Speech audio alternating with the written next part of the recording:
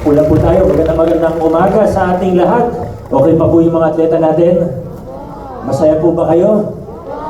Mga nasa taas, magandang umaga po. Ang aking mainit na pagbati sa lahat ng mga athletes, pati na rin siyempre sa ating mga coaches, parents, congratulations po ulit sa inyo. We are very proud of you. You have made Pasig City and all of us very proud. Maraming salamat po.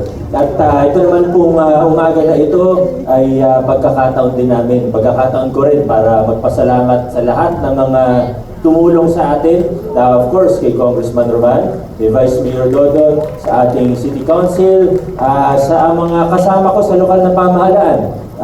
Mula kay Sir Reggie, sports unit natin, kina Coach Jesse, at sa lahat pa po ng mga coaches, taas naman po ng kamay. Coaches, sports staff natin, ayan sila.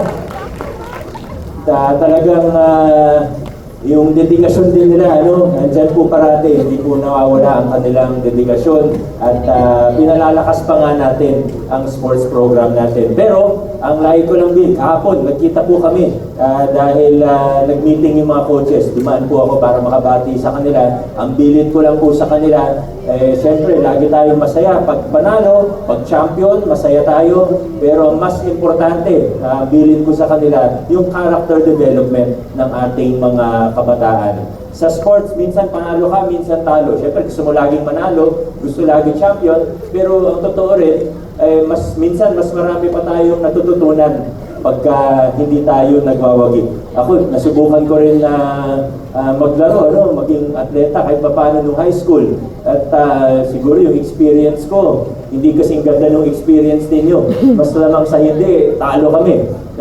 May isang season akong 2 panalo sa isang season. Nasa 30 yung talo namin. 2 and 30 ang win-loss standing namin. Pero sa season na yun, doon ako nag-grow bilang isang tao. Doon tumibay ang aking pagkatao. Doon ako naging yung perseverance ba, yung attitude ko, lalong gumanda doon sa mga pagkatalo na yun. Kaya importante na anuman ang pinagdaraanan natin sa buhay ay yung character natin, number 1 po yan.